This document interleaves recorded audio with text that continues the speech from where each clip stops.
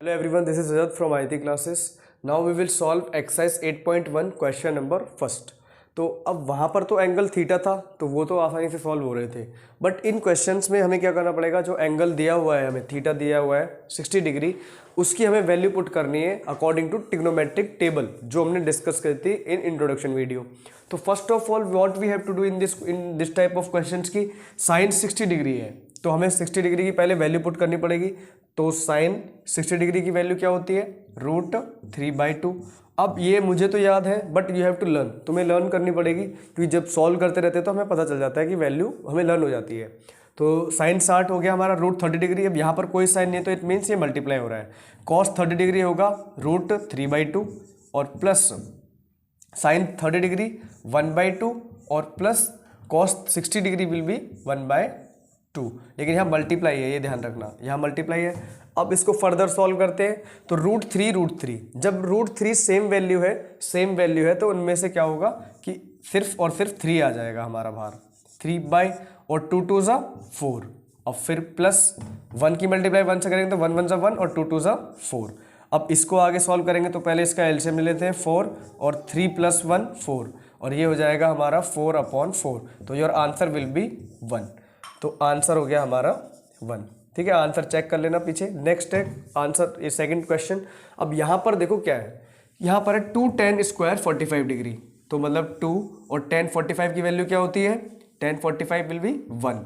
अब यहाँ पर इनटू कुछ नहीं है तो 1. ठीक है, लेकिन यहाँ पर स्क्वायर भी है, ये भी ध्यान रखना. तो 1 का स्क्वायर प्लस cos 30 की वैल्यू कितनी होती है, यहीं से चेक कर सकते हैं हम. cos 30 कितना है, √3/2. तो √3/2, लेकिन यहाँ स्क्वायर है कॉस पे तो ये ध्यान रखना. यहाँ स्क्वायर 30 पे नहीं है, कॉस पे है तो वो भी ध्यान रखना. माइनस साइन 60 की वैल्यू कितनी होती है, √3/2. तो माइनस में √3/2 का होल स्क्वायर. ठीक है, क्योंकि साइन स्क्वायर मतलब इस पूरे पर स्क्वायर है. ठीक है, ये ध्यान रखना. 1 का square will be 1 as we know that, और 1 से 1 को सॉल्व करेंगे बात एक 2 आ जाएगा. अब यहाँ पर ध्यान रखोगे, यहाँ पर ये क्या है, हमने पढ़ा होगा भाई ये A/B होता है और उसका होल स्क्वायर. तो ये क्या होता है, A का स्क्वायर अपॉन B का स्क्वायर, मतलब दोनों पे है. तो अगर हम √3 का स्क्वायर से ना स्क्वायर से इसका रूट कैंसिल कर देंगे तो यहाँ पर बचेगा हमारा 3 और 2 का स्क्वायर विल बी होगा 4 और माइनस इसका सॉल्व करेंगे तो, या फिर ये सेम है तो ये कट भी सकता है यहीं पे ही, पर हम सॉल्व कर लेते हैं. ये भी यही होगा, 3 का स्क्वायर से रूट कट जाएगा, ये 3 आ गया. इसका स्क्वायर बाकी है तो ये हो जाएगा हमारा 4 और ये इससे कैंसिल हो जाएगा और 2 1 2. तो योर आंसर विल बी 2. ठीक है, अब नाउ वी विल सॉल्व इसका थर्ड पार्ट. इसके अंदर 6 पार्ट है, अब इसको थर्ड पार्ट सॉल्व करते हैं. Now we will solve third part. तो थर्ड पार्ट में सबसे पहले हमें cos 45 की वैल्यू पुट करनी है. तो cos 45 होता है हमारा 1/√2 और अपॉन, ये अपॉन में तो sec 30 विल बी 2/√3 और प्लस cosec 30 होता है हमारा 2. अब यहाँ पर यू कैन क्लियरली सी कि भाई यहाँ पे हमारा ये फ्रैक्शन की फॉर्म में हो रहा है, एडिशन ऑफ फ्रैक्शन. तो पहले इसको सॉल्व कर लेते हैं, then we will solve next वाले को. ठीक है, तो ये हो गया हमारा 1/√2. अब इसको जब हम सॉल्व करेंगे नीचे वाले को, या तो अलग से सॉल्व करके यहाँ पर वैल्यू राइट कर लो, कन्फ्यूजन ना हो, और या फिर यहीं पे सॉल्व कर लो. ठीक है, तो अलग सॉल्व कर लेते हैं हम. 2/√3 प्लस 2/1. तो जब इसका एलसीएम लेंगे तो ये हो जाएगा √3 और √3 से √3 कैंसिल हो जाएगा और ये 2 प्लस, और ये जब इसको सॉल्व करेंगे √1 से, तो 1 से तो √3, 1 की अगर मल्टीप्लाई करेंगे √3 से तो वही आने वाला है. तो ये हो जाएगा हमारा 2√3. ठीक है, तो इसका आ गया हमारा 2 + 2√3 और बाय √3.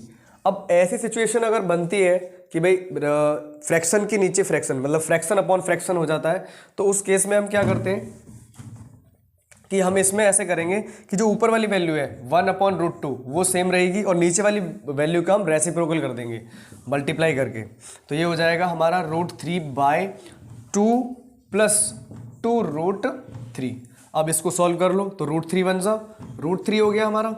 और नेक्स्ट अपॉन, जब इसको सॉल्व करेंगे देखो √2 की 2 से मल्टीप्लाई करते हैं. अब ये दोनों नंबर एक दूसरे से डिफरेंट है तो ये हो जाएगा हमारा 2√2.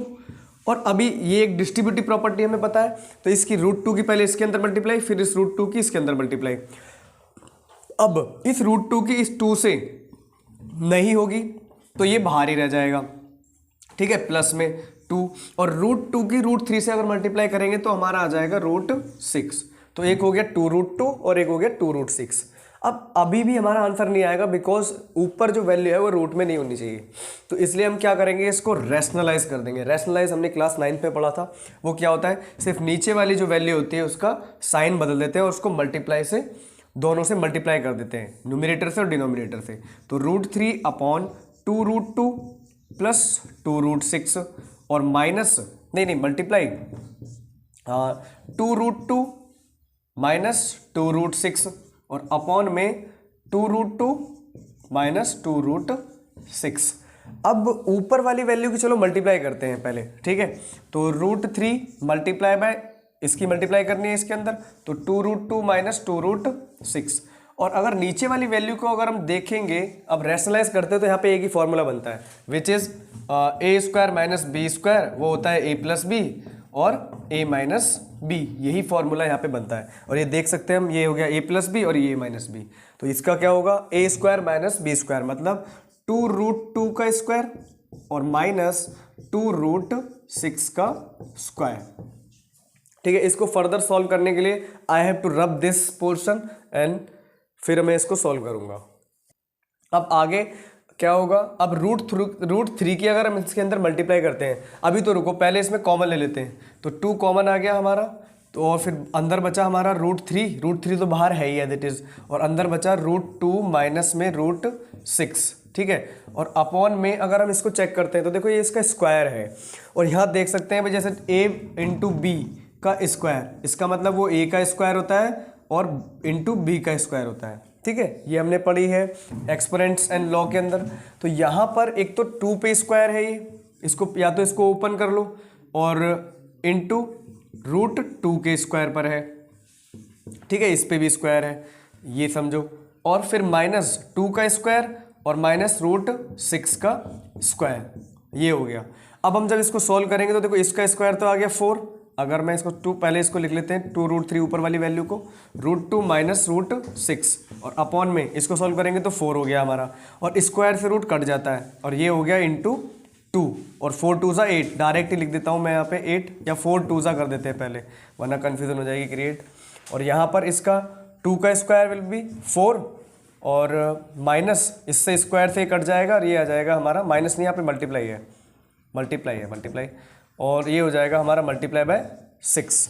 अब इसको सॉल्व करते हैं, 2√3 और √2 माइनस में √6 और अपॉन 4 2 8 माइनस 4 6 24, ठीक है, ये 24 हो गया। अब इसको सॉल्व करते हैं और तो 2√3 माइनस में 2√3 √2 माइनस √6 और अपॉन 8 माइनस 24 इज 16 हो जाएगा माइनस का, ठीक है, माइनस का आ जाएगा।